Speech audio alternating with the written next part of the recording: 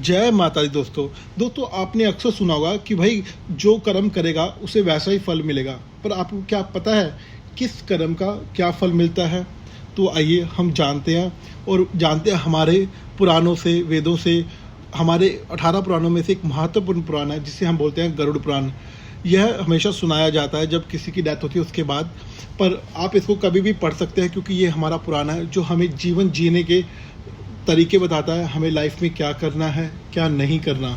तो आज से हम एक सीरीज स्टार्ट करते हैं गरुड़ पुराण के ऊपर। देखिए, सनातन धर्म एक ऐसा धर्म है जिसके अंदर रिकार्नेशन यानी कि पुनर्जन्म की बात की गई है।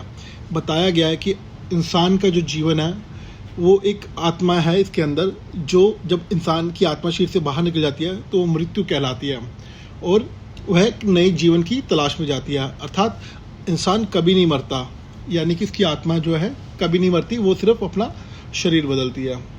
आइए थोड़ा सा समझने की कोशिश करते हैं। यहाँ पर हम देख सकते हैं अपने कर्मों के फल रूप मृत्यु के पश्चात जीवात्मा सूक्ष्म शरीर धारण करके स्वर्ग या नरक भोगता है।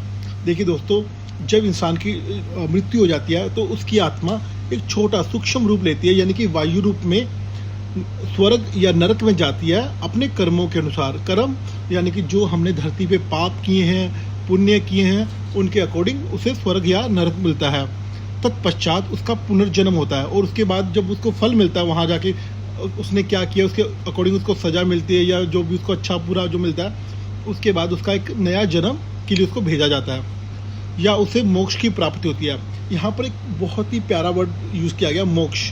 देखिए, 2-3 चीज़ें होती हैं, या तो आपको पुनर्जन्म मिलेगा या स्वर्ग या नरक मिलेगा।